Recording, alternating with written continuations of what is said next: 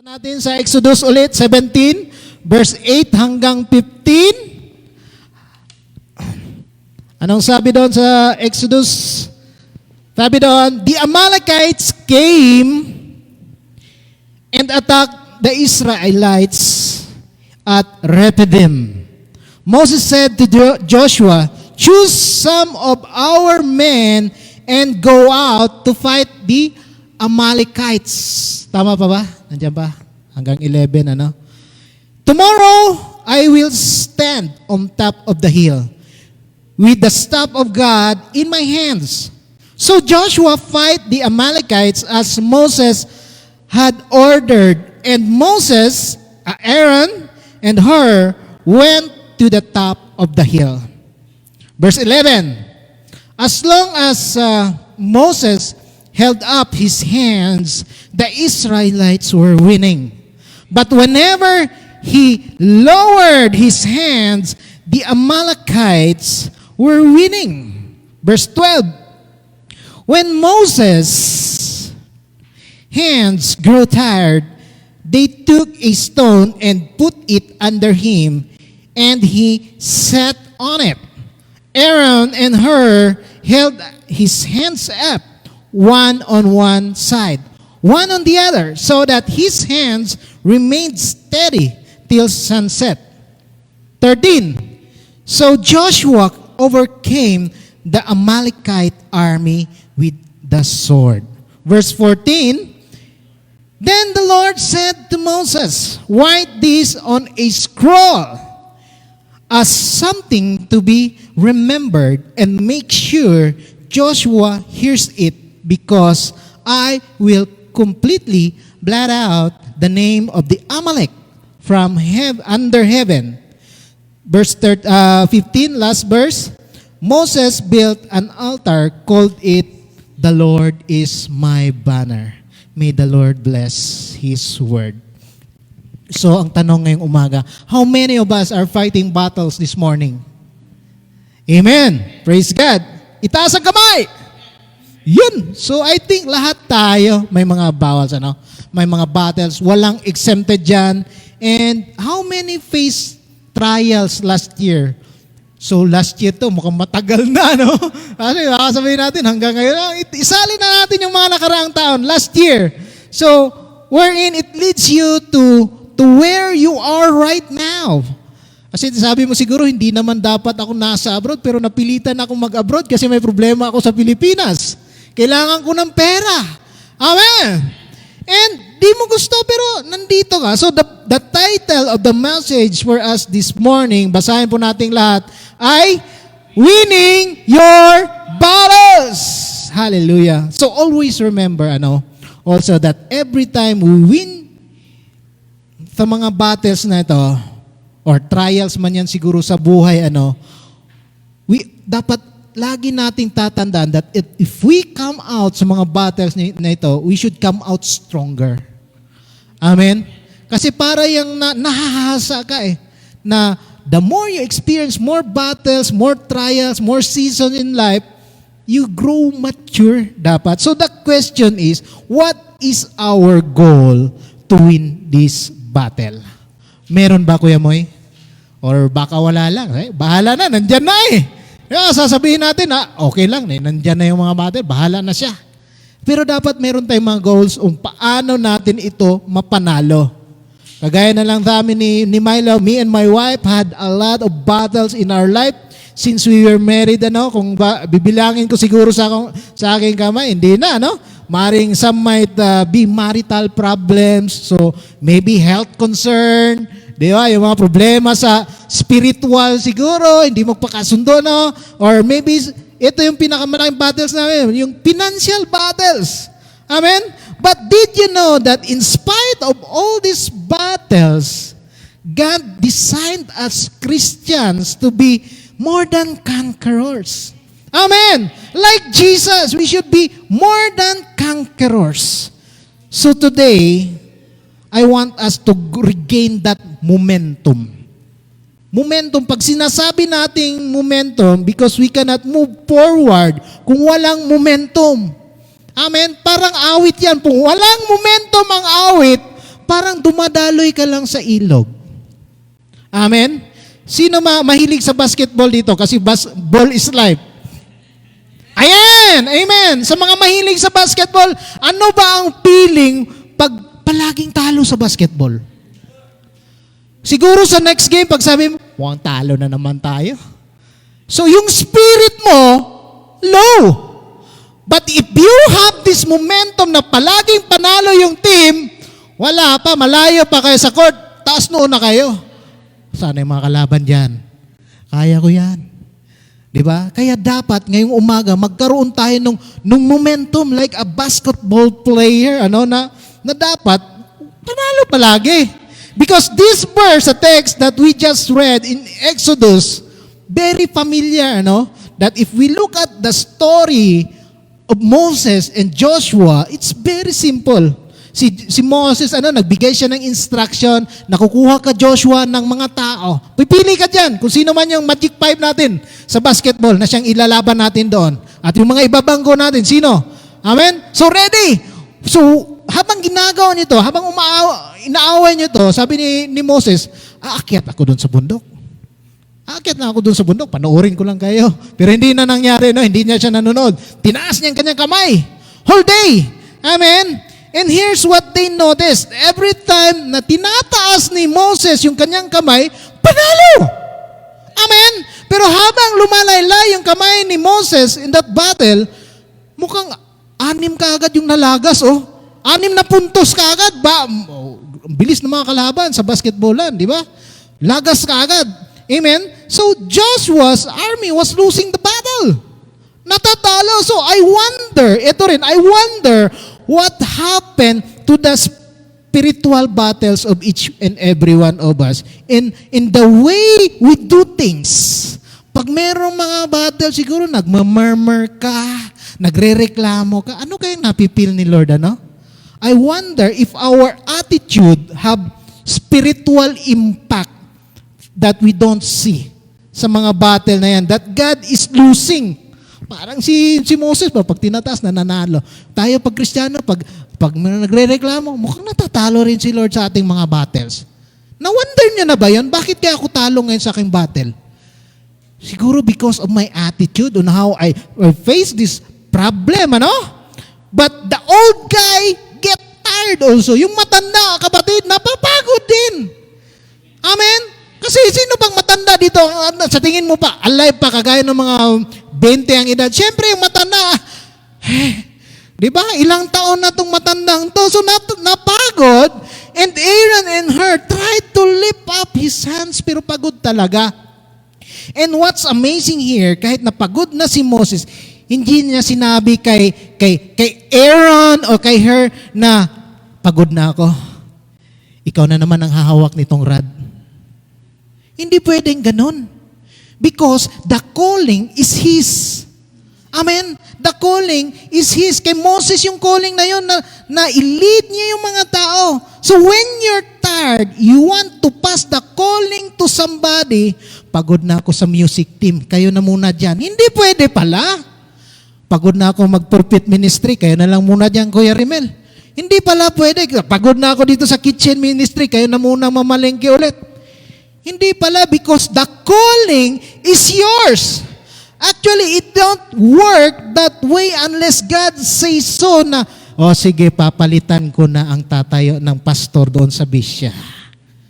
Amen? Kasi hindi pwedeng pasa ni Coach Riz na, pagod na ako, Coach, wala akong mga worker, wala akong gitaristang magaling, wala akong mga pianistang magaling. Singer lang ang marami ko. Tapos binigay mo pa si Kuya Jeff, ang galing umawit. Wala na. Uwi na kami, Lord. Amen! Huwag kang magalit, Kuya Jeff.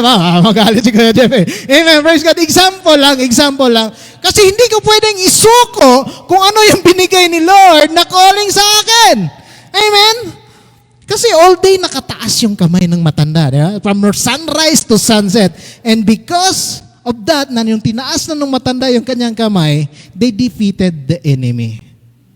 From that story, na nakita ko, mukhang nakakatawa, but we will get some truths for your foundation on how we will win this battle. Are we ready? Amen. So who wants to win their battles? Pakitype mo dyan, Amen!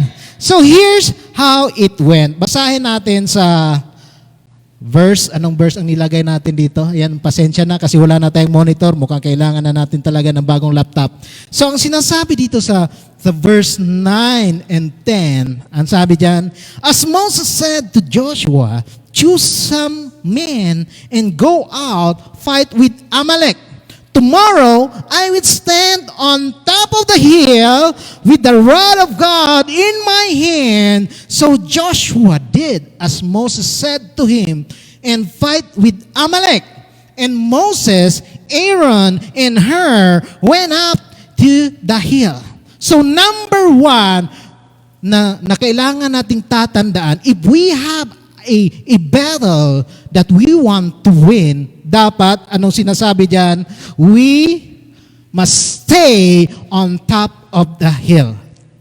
Because in warfare, everybody knows that elevation is important. Amen. Saan ka ba nakakita ng kampo o ng fortress na nandito sa valley? Wala, di ba? Kasi elevation is very important because you see more. Marami kang nakikita kung nasa itaas ka. That's why yung mga fortress, they are built on top of a hill. Amen? They see the enemy from afar. Papunta pa lang yung mga Amalekites, kita na. Amen? They know what the enemy is doing. Sa tingin nila, mukhang nagmamaneuver dito sa kanan. Nakita na. Amen? It gives you a better perspective of what is going on. Amen? And it's about to happen. Kung ano bang mangyayari dyan, alam mo na.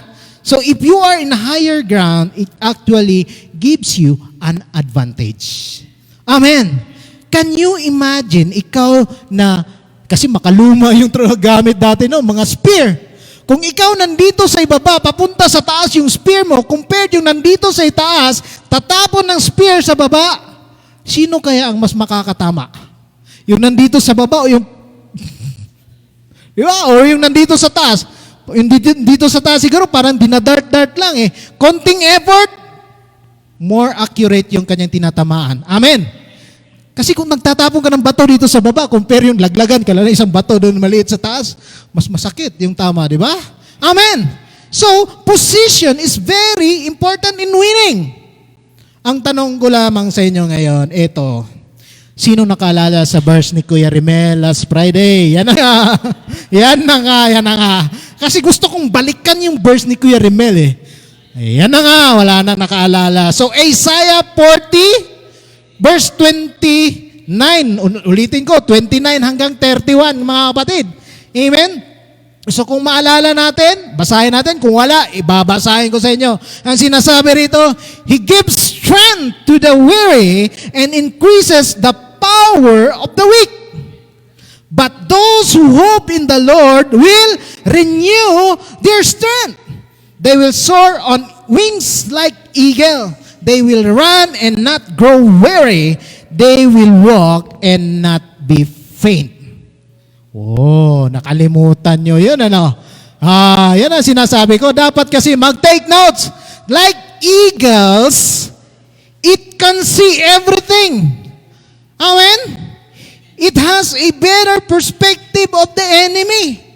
Malayo pa yung eagle, tanaw niya na kung sino yung prey na kanyang aatakihin sa baba. So parang tayo, kung nandito tayo nakafocus lang, kasi hindi tayo eagle, malay natin, maya ka lang kapatid. Di ba? Maya ka lang. O anong ibon na maliit yan? Yung focus mo siguro, nandito lang. Amen? Nakafocus ka, nakatung ka sa problema, konti lang ang ating nakikita. Amen? And if we could only see God's perspective in our life, kagaya nung agila, if you want to win some battles this year, sabi doon, di ba, anong sabi sa Isaiah? Wait upon the Lord. Wait, kapatid. Amen? Maghintay ka. Kasi kung hindi ka naghintay, you will not get God's point of view. in your life. Amen? So sabi rito sa verse 11, and so it was when Moses held up his hands, and when he let down his hands, Amalek prevailed. Number 2 na dapat nating tandaan if we want to win battles is keep your hands up. Keep your hands up. Think about that for a moment. What does lifting up my hands get to do with victory? Ano bang kinalaman ng pagtaas ng kamay ko sa victory? Kasi kung gusto talaga ni Lord na manalo si Joshua, isang ganun lang ni Joshua, ubos yung kaaway. Because the Lord is on their side. Tama ba? Pero bakit magbuong araw itataas ni Moses ang kanyang kamay doon sa bundok? Amen? Hallelujah! So, what does the lifting of the rod in Moses' hand got to do with the Joshua winning battle? But if you think about it, the rod, kung titingnan mo yung rod, di ba? Hindi naman yung kamay ni Moses ang nagpanalo eh. Yung rod, hindi nakakilala ng rod. Ito. Bigas, example to. Kunyari, ito yung baston ni Moses, di ba? Pag tinataas to, panalo. Pag nababa to, talo. Pag tinaas ulit yung rod, panalo. Remember mga kapatid, the rod is only a trigger. Trigger lang yan. Amen? Trigger of what God is doing. Amen? Sino nakakita dito ng barel? Alam ko lahat tayo nakakita ng barel. Hindi ko na nilagay dito kasi explicit masyado. Baka makuhan tayo PGA, SPA, parental guidance, strictly. Kaya kung nakakita ka ng baril, may trigger yan, di ba? Konti lang ang effort ng daliri na ito, but it can, si Kuya Jeff, nakikita ko doon, 200 meters away, kung ako ang sniper dito, konting kalabit ko lang, konting effort, pero ang impact on the other side, tumba si Kuya Jeff. Naget nyo ba? So parang ganun din yun ang power ni Lord, pag konting ganito lang, natutumba yung mga kaaway ni Joshua. Amen. Whew. Because for us Christians, like a sniper, we must learn how to stay still, to hit the target and let the battle be the Lord. Because if we are not still in raising our hands, sino nakakita dito ng cowboy at ng Indian? Di ba? Yung cowboy, gaganon-ganon sa kabayo nila, di ba? Yung Indian, gaganon-ganon din. So habang pumapana yung Indian, do you think matamaan niya yung cowboy na? Ginaganon-ganon yung, di ba? Maliban na lang kung sinabi siguro ng director, pag ganun mo, tamaan mo yung cowboy. Di ba? Pero in reality, if you are not still, you cannot hit a moving target. Amen? You should learn how to stay still. And so, the rod of God was lifted, na itaas. It was not the power of Moses. Amen? Wala namang kapangyarihan si Moses. But it was God's power nung sinurrender niya yung rod na yun. Kasi kahit naman sino pwedeng mag-minister diyan. Pero kung hindi mo sinurrender yung iyong buhay kay Lord, wala yung power na yun It's just another thing na sabihin mo, magaling kasi ako magpagaling ng mga may sakit. Amen! Mukhang seryoso. And everything that God does, it has to be done with our faith. Amen? Kagaya doon sa ating, anong tawag nito? Sa ating prayer meeting kagabi, no? I believe, but Lord, help my unbelief. I have faith, pero meron akong doubt. Yun yung sabi doon di ba? The faith is always accompanied by action dapat. If you want to win battles, dapat meron kang gagawin. Na it's not just a belief. Kagaya nun sa ating prayer meeting, di ba? May ginawa siya. O iniyak niya sa ating Panginoon. Amen? Because faith without work is dead. So now faith comes by hearing. Kasi kung walang sinabi si Lord, Remel, magtayo ka ng negosyo doon sa... Saan ba yung lugar ni Kuya Remel? Nakalimutan ko na, yan ang sinasabi ko. Kung walang sinabi si Lord na magtayo ka doon, na Remel, magtayo ka doon, palalaguin ko yan. Sabi mo lang, tatayo lang ako ng negosyo dito. Wala namang binulong si Lord. By faith! Lalago ito. Yun yung mga false apprehension natin. By faith, bibili ako ng farm. Wala namang sinabi si Lord, bilhin mo yung farm doon sa kapitbahay kasi mukhang kailangan niya ng pera. Papalaguin ko yan. Sabi mo lang, by faith, lalago ito. Eh, nung nangyari, wala nang patubig yung palayan. Di ba? Kaya dapat, faith comes by hearing. And by hearing the word of God, ginagawa natin. Amen. Amen. Praise God.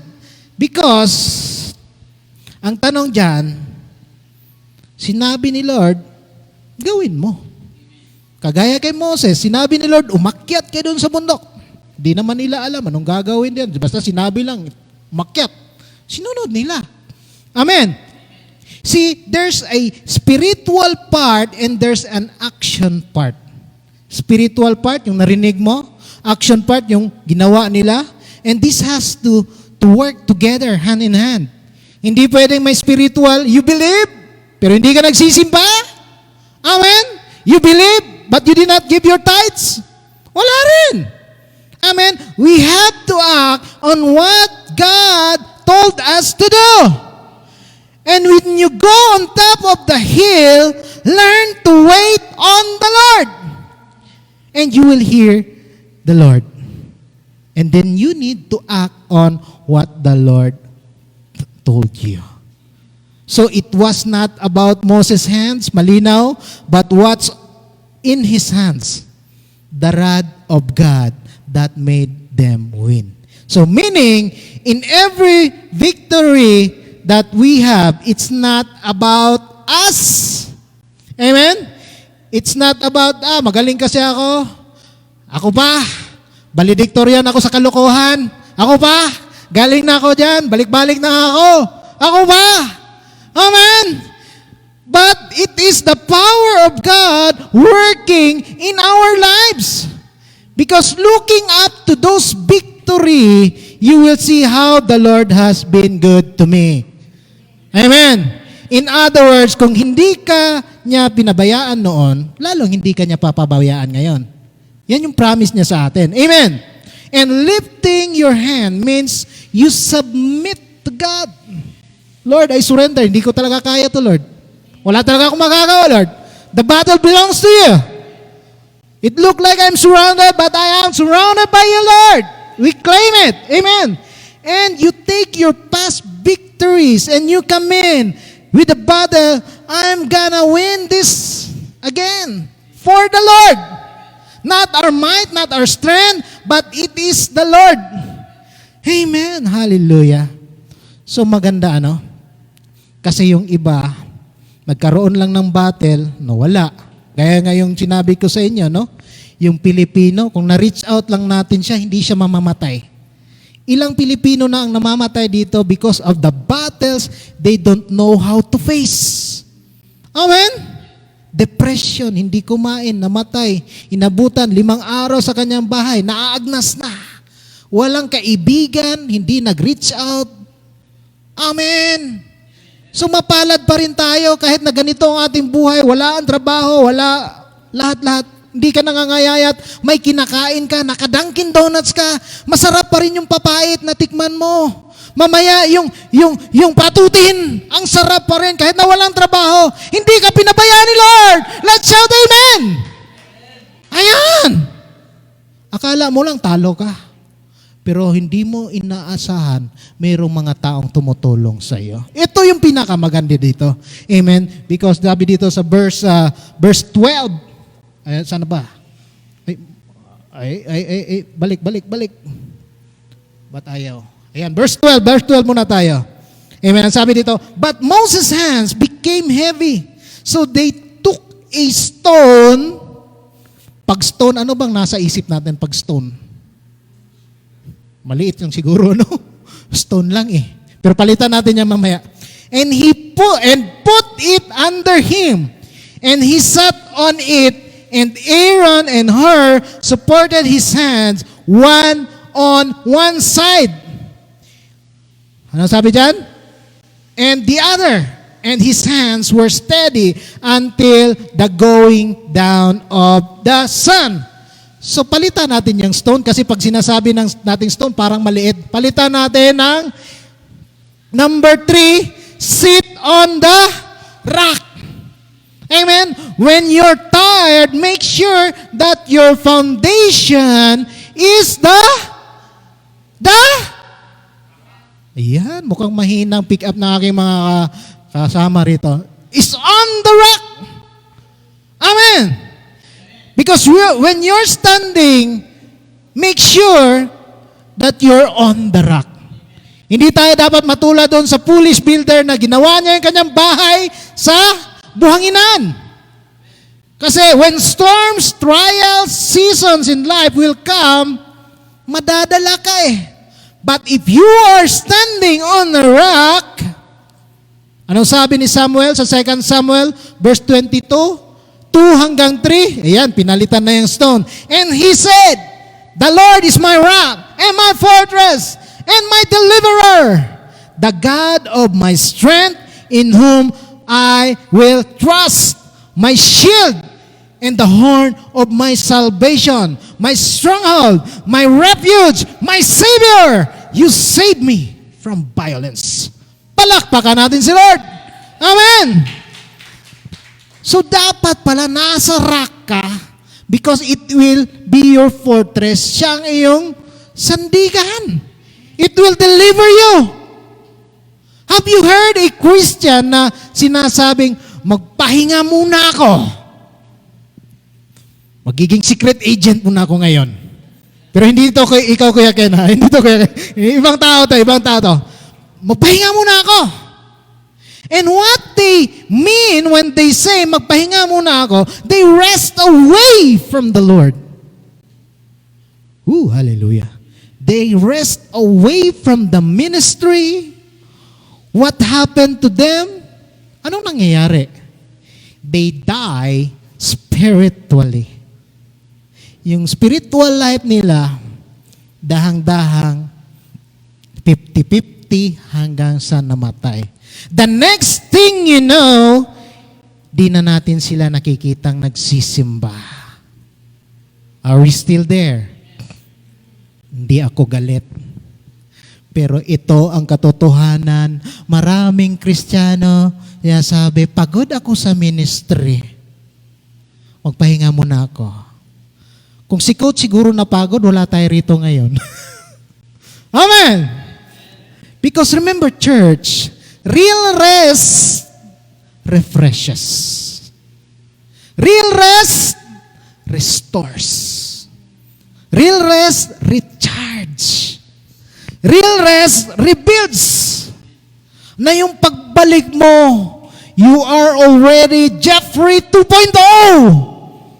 Doon pa lang sa baba, paakyat pa lang, lumiliyab na sa apoy si kapatid. Pag ganun ba niya pa lang, napapaso tayo sa alab na meron siya. Huwag din yung sobrang rest. Amen? May kilala kayong sobrang rest na tao? Ako nasubukan ko, sobrang rest. Sobrang dami ng oras na natulog. Anong mangyayari pag sobrang rest? Ang sakit sa ulo! Amen? Sakit sa ulo. Sino ba dito nasubukang mapagod? Lahat tayo, di ba? We feel tired. Lalo na si Kuya Moy, sila Kuya Ken, si Kuya Ruel, kasi mainit yung trabaho nila, no? Kaming nasa aircon, okay lang kami, di namin ramdam. Sabi no, yan ang sinabi ni Kuya Ken, mainit masyado ngayon, coach. Ay, di ko ramdam, Kuya Ken, malamig yung aking workplace. Pasensya na ho. Amen. So, or did you experience to get yung pagod na pagod talaga, tired. But be careful not to be weary. Amen? Yun yung sinasabi ni Isaiah sa chapter 40, di ba? That we should not grow weary. Amen? Kasi ang tired, okay lang tired eh. It's a physical thing. Amen? It's outside thing. Pag pinahinga mo yan, okay ka na bukas. But if you are weary, paggising mo, lupay-pay ka pa rin. Wala ka pa rin energy. Amen? So, magkaiba ang tired, magkaiba ang weary. Pag tired, tinulog mo lang yan. Bukas, physically, you are alive. But weary, because meron kang dinadala, lupay-pay, gulay.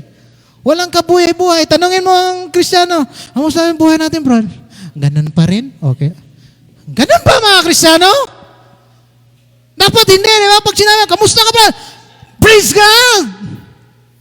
The battle belongs to the Lord. Hindi, ganun pa rin. Okay lang. Kumakain pa rin natin lang. Wala na, makalatoy-latoy ito sa kapatid. Wala, kabuhay-buhay. Amen? So next same verse pa rin, sa verse 12, itong pinakamaganda, no? See here, Aaron and Hur bring this rock to Moses. Diba? Dinala nila. So, sabi rito, basahin natin, ituloy lang natin. Ayan. And Aaron and Hur supported his hands, one on one side. And so meaning, in number 2, if we have battles, if we have seasons in life, or kung anumang season yan, or anumang trials na yan, number 4, dapat we should have supporters beside you. Don't fight your battles alone. If you want to win battles, call somebody to pray for you. Kaya ako ang nalulungkot dun sa Pinoy na wala siyang kaibigan. Maaring meron siyang kaibigan nung siya ay boss pa. Amen? Nung siya ay boss pa, parang prodigal son lang lahat kaibigan niya eh. Maraming pera si prodigal son eh. Diba? Pero nung wala na siya, amoy baboy pa siya. Mas mabaho pa siya doon sa baboy. Walang gustong lumapit sa kanya. Walang gustong tumulong sa kanya. But praise God, meron siyang supporters beside him. Bumalik loob siya sa Panginoon. Di ba? Hindi niya alam na nandun lang pala yung tatay niya, naghihintay. Amen? So tayo, dapat, in winning battles, kung may problema ka, share mo. Pero wag mo i-share kahit na kani-kanino. Baka mamarites ka, kapatid. Uso pa naman ang marites ngayon.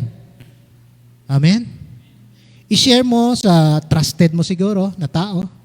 Amen? Kung couple kayo, i-share nyo sa pastor nyo. Amen? Huwag mo i-share, kung babae ka, huwag mo i-share sa ibang lalaki. Kasi mamaya, nadagdagan problema mo. May asawa ka, may asawa siya. Nagka-developan kayo. Ibang usapan yun. Diba? Amen? I-share mo sa mga deacons, sa mga elders. Kung babae ka, i-share mo sa babae. Kung lalaki ka, i-share mo sa lalaki. Kung problema asawa, magpa-counseling ka. Problema sa anak, magpa-counseling kayo, pamilya. Amen. So, sino mahilig sa inihaw na barbecue? Lahat tayo. Di ba? Lahat tayo mahilig sa barbecue. But if you remove one coal from that group na nagpapaliyab, nagpapaluto ng yung masarap na tuna belly, sarap. Na-miss natin yung Kuya Moy, Yung luto ni Kuya Moy, But if you remove one coal from the group, it dies. Namamatay yung uling. Amen? So Christians, we need each other to fight for us. Bumalik ka doon sa uling, liliyab ka, kapatid. Amen? Anong sinasabi doon sa Ecclesiastes 4 verse 9 and 10? Two are better than one because they have a good reward for their labor. Amen? Kasi kahit na nung trabaho, pag dalawa, mas madali ang trabaho. Pero pag ikaw lang na isa, nabuhat ka ng tubig dyan, mabigat. Amen? For if they fall, one will lift up his companion. Ito yung maganda, Somebody will lift you up. Amen? But woe to him who is alone when he fall. For he has no one to help him. Kawawa daw yung taong walang kasama. Woo! Kawawa naman. Kaya dapat mga kapatid, if we want to win battles, share natin yan. Huwag kang mahiya because it is natural, It is natural for a person na magpakumbaba, magpahumble ka. Huwag mo rin itaas yung, may problema ka na nga, mayabang ka pa. Ayun, kaya ko to! Atapang-atao to! Eh di walang nangyari. Mas lalong nadagdagan problema mo. Diba? Yung relationship mo, mas lalo pang nasira doon sa mga kapitbahay, kamag-anak, mga marites. Diba? In Jesus' name. Kaya dapat, when you fight your battles, i-share mo yan, acknowledge your weakness. Amen? Kasi hindi naman kawalan pag sinare natin yan. Amen? So lastly, ito na, kasi mukhang kakaya na tayo. Verse 13. Hallelujah. Hanggang 15. Ituloy ko na lang para matapos na tayo. So Joshua defeated Amalek. Nandiyan na. And his people with the edge of the sword. Then the Lord said to Moses, write this for a memorial in the book and recount it in the hearing of Joshua, that I will utterly blot out the remembrance of Amalek from under heaven. So verse 15, and Moses built an altar and called its name, the Lord is my banner, Jehovah Nissi. Yan ang sinasabi ko. So in every battles na ating kinakaharap, in every fight that we are fighting for, kung nandyan na tayo, panalo na, dapat din natin i-acknowledge on, number 5, that we should honor the Lord in our victories.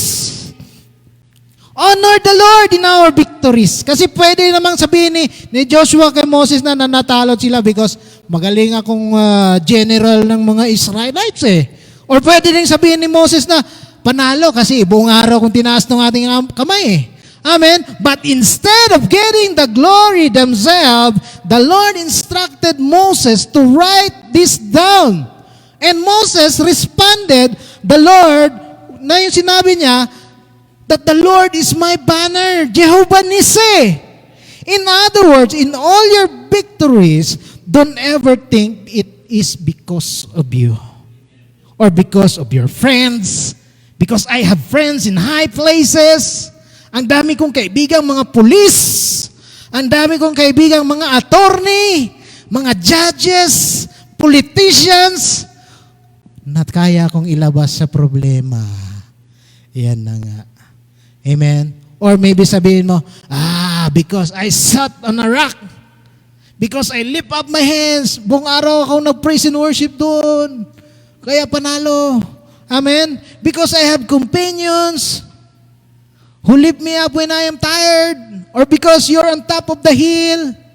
Amen?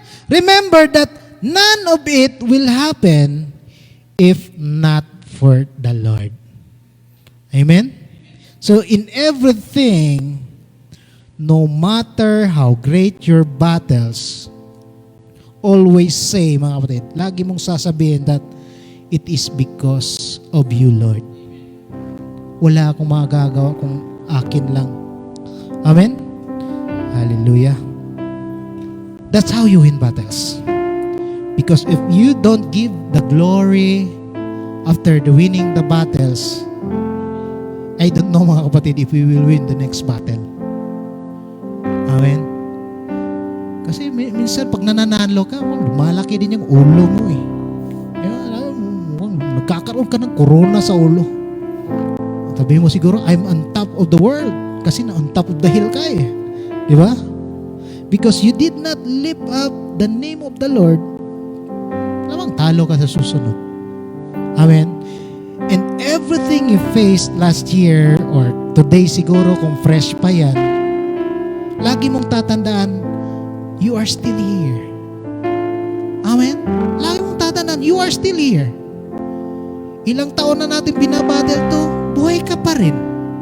Kumakain ka ng masarap na patutin, hindi ka nangangayayat. Si coach, mataba pa rin kahit na maraming problema. Amen? Pag nakikita mo si coach, hindi naman nakikita sa kanyang problema. Yan bang mukha ng may problema? At masayahin pa rin. Amen. Kaya maraming mga hindi Kristiyano, mga unbelievers, sabi, akala ko ba namin problema yan? Ang daming utang yan, ba't nakatawa pa rin? Amen. And this year, you will win the battle because of the Lord. Lagi mong tatandaan yan, kapatid. Sabi nga ni Isa, habang may buhay, may pag-asa. Because winning the battles without the Lord will just make us proud. Sabi, amen? Kaya dapat, if we win battles, we should humble ourselves. Now, as we close, the Lord is talking to you right now, kahit na ikaw na nanonood dyan. Maybe you are having a battle right now. I don't know kung ano man yan, May it be financial battle. May it be health battle kasi nasa cancer ka o matindi na yung sakit mo, yung diabetes mo, blood pressure mo, uncontrolled na. Maybe you have problem with relationship. Problema sa pamilya, problema sa anak, problema sa asawa. At mahigit sa lahat, yung spiritual battle. Maaring meron kang dinadalang spiritual battle, But the Lord is saying to you right now, go on top of the hill. Go on top of the hill. Mag-devotion ka. Yun. When you go on top of the hill, mag-devotion ka, you wait upon the Lord. And while waiting on the Lord, you lift up your hands. Amen. And when you lift up those hands, make sure that you are seated on the rock. Make sure also, when you're seated on that rock, you have friends with you that will help you. Amen? Kaya salamat ako sa mga ginamit ni Lord, sa mga tumulong sa church. Nung wala tayong pang rent a car, nandyan si Kuya Moy, willing na magpagamit ng kanyang ikama para makarenta tayo. Kung wala siguro tayong mga friends, wala nang iglesia. Kasi hindi tayo makarent a car. Expired yung ikama ni Coach, 6 months. Sinong tutulong sa atin? Napagod na rin yung amo ko. Nahihiya na rin ako kasi yung amo ko nagre-renta ng rent-a-car natin. Kinapala na lang talaga kunang mukha ko na, boss, ikaw na muna mag-renew mag-rent-a-car dyan. Every Thursday lang. Kaya mapalad tayo when we have each others. Kasi kahit naman sabihin natin, iilan tayo dito, 10, a few, but we are family. Amen? Mapalad tayo. Kasi kahit na wala kang trabaho, hindi ka nagutuman, you have someone na sabihin, may bigas ka pa, kapatid. O ito, pambili ng bigas. Sarap ng feeling, di ba? Amen? Someone will lift us up when you are weak. Hindi lang din ikaw yung tanggap ng tanggap. Ikaw din dapat, you should learn how to help also your brothers. Na maging blessing ka sa kanila to help them also in their times of needs. Hindi yung nakaluwag ka na ngayon, kinalimutan mo yung mga tulong nila. Kaya yung mga nagtulong kay Coach, praise God talaga, yung nagbigay ng bigas, yung wala kaming pambili ng bigas, hallelujah, si Lord na lang talaga ang magsukli sa inyo. Amen. Maiyak man ako sa katotohanan, mga kapatid. Kaya sinasabi ko, ang daming battles namin mag-asawa. Amen. And there's some battles na no one can help you. No one can help you really. Yan, naiiyak na ako. No one can help you but God. Amen. Yung problemang, Lord, surrender ko na lang talaga lahat. Hindi ko na kaya to, Lord. Sometimes I think na gano'n na. I want to give up. I want to give up on the fight. Okay lang sana kung meron kami battles, mag-asawa. Kami lang. But if you have your battles and at the same time you are handling people on the church, mabigat. Because hindi ko naman kilala yung mga attitudes ninyo. Amen? Hindi ko kilala. Hindi naman tayo pinalaki sa isang bahay. Magkaiba tayo ng nilakyan. Pero ang sinasabi ni Lord, don't give up. Fight. na eh. Fight knowing that the Lord is on your side. Yan yung sabi niya. Fight knowing that the Lord is on your side. Kasi sabi niya sa kanyang salita, for if God is with us, who can be against us? Hallelujah. Thank you, Lord. Amen. Kaya kung sinasabi niyo matindi yung problema niyo mga kapatid, ewan ko lang. Baka hindi pa nangangalate kay Coach. 2 beses nang nabankrupt. Nabankrupt sa Pilipinas, nag-Saudi na, nabankrupt pa rin. Pero ito yung sinasabi ng Lord, pag nilabas kita dyan, sabi niya, we will become stronger. We will become stronger. And when you succeed, sabi niya rin, huwag mong kalimutan ako. Give all the glory to the Lord for winning your battles. Amen. Palakpakan natin si Lord. Hallelujah. Hallelujah. Praise God. Hallelujah. Let's all bow down our heads in prayer and close our eyes. Hallelujah, Lord. Praise you, Lord God. We exalt your holy name. Lord, thank you for revealing us this message. Naging emotional man, Panginoon, sa huli. But I know that, Lord, this is what you want for us. To humble ourselves to you, Lord God. And acknowledge that without you, Lord God, we can do nothing in this world. Kaya Lord God, maraming salamat, Panginoon. Maraming salamat, Panginoon, sa paalala na ito, Lord God. That if we want to win battles in our life, we need you, Lord, all the way. We need to listen to your word na, Lord God, it is not just only by faith. Because sabi mo nga, Lord, faith comes by hearing, and hearing the word of God needs action on how we will face these battles, O Lord God. Kaya Lord, maraming salamat, Panginoon, for reminding us of your good word dito sa Exodus, Panginoon. Thank you, Lord God, also for the destiny helpers, Lord. For without them, O Lord God, hindi kami ma-lift up. Yung mga weary souls, spirits, O Lord God. Thank you, Lord God, that they are there always, Lord God, pushing, lifting us up, O Lord God. Na Lord God, hindi mo sila pinapabayaan, Panginoon. Kahit na ngayon, Lord God, sila naman ang may pinagdadaanan. Kami naman, Lord, ang tutulong sa kanila. Thank you, Lord God, sa buhay ng bawat isa, Panginoon, na ginamit mo, Lord God, sa aming mga buhay. Yung iba man, Panginoon, hindi ko naman banggit, baka magtampo. You know them by their name. Lord God, nakasulat yan sa iyong aklat, Panginoon. I pray also that, Lord God, you continue to touch them. Touch their hearts also, Lord God, to be a blessing also, Lord, to others. And I pray that, Lord God, as we end, as we close, Lord God, nawa, Panginoon, nagbigay ito ng encouragement sa bawat isa sa amin, Lord God, that in winning our battles, we need each other. We need you, Lord God. We need your guidance. We need your Holy Spirit, O Lord God. And by your glory and by your mercy, O Lord God, mapagtagumpayan din namin, Panginoon Diyos, kung anumang mga pagsubok ito, Lord God, kung anumang mga seasons in life ang pinagdadaanan namin, Lord God, kung anumang mga battles, Lord God, we just have to lift this up to you, Lord God, and surrender it to you, Father God.